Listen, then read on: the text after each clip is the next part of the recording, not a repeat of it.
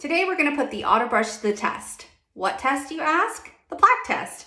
I know how hard it is to get your kids to brush their teeth and how important oral hygiene is. So with a manual toothbrush, you may miss a lot of spots. But what we're going to find out is how much plaque the AutoBrush takes off. Let me show you what you need. You need Mia, an AutoBrush, foaming toothpaste, and a disclosing tablet.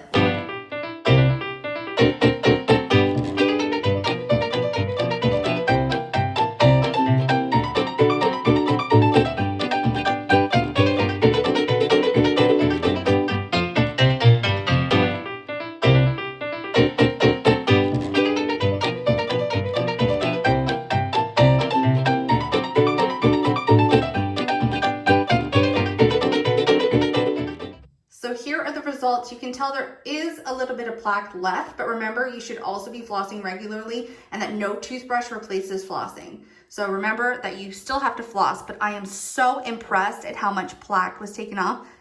Look at that. How amazing is that? The AutoBrush has been a total game changer in our house. Instead of fighting Mia morning and night to brush her teeth, she actually wants to brush her teeth multiple times a day. So Mia, what's your favorite one?